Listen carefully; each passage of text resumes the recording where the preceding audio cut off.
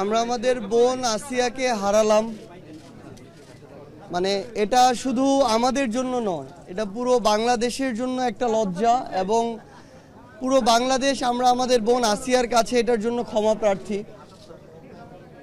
সত্যি বলতে আমরা যখন আমাদের একজন মায়ের এভাবে সন্তান হারানোর আহাজারি দেখি, তখন আমরা আমাদের জায়গা থেকে বাকরুদ্ধ হয়ে যাই, আমাদের কিছু বলার থাকে না।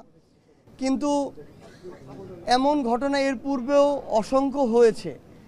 এখন সবচেয়ে বড় কথা হচ্ছে, অন্তর্বর্তীকালীন সরকার বলি, বাংলাদেশের যেই সরকারে আসুক তার কথাই বলি না কেন, মানে আমাদের না এখন সবচেয়ে বড় দায়িত্ব, আমাদের বোনকে আমরা যেভাবে হারালাম এর জন্য যারা দায়ী তাদের সর্বোচ্চ দৃষ্টান্তমূলক যে শাস্তি, মৃত্যুদণ্ড, সেটাকে যে কোনোভাবে, যে 90 দিনের একটা সময় দেওয়া হয়েছে বেঁধে, এটার মধ্যে শেষ করা।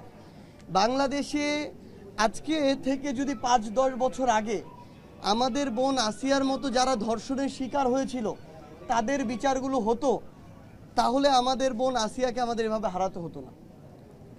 আমরা আমাদের এই বিচার ব্যবস্থায় নানা রকম রাজনৈতিক হস্তক্ষেপ দেখেছি, এই বিচার ব্যবস্থায় আমরা দীর্ঘসূত্রিতা দেখেছি। আমরা সামগ্রিকভাবে কোনোদিন একটা দেশে যেমন বিচার ব্যবস্থা থাকা উচিত এটা দেখিনি। তো সেই জায়গা থেকে আমরা মনে করি যে এখন সময় হয়েছে সর্বোচ্চ দৃষ্টান্তমূলক মৃত্যুদণ্ড যে শাস্তি, এটা নিশ্চিত করা, এবং এর মধ্য দিয়ে আগামীর বাংলাদেশে যেন আমার আর কোনো বোনকে না হারাতে হয়, এটা আমাদের নিশ্চিত করতে হবে। এবং এটা যদি এবার আমরা না পারি তাহলে আমরা দিন শেষে ব্যর্থ হয়ে যাব, কিন্তু আমরা আর এই ব্যর্থটা হতে চাই না।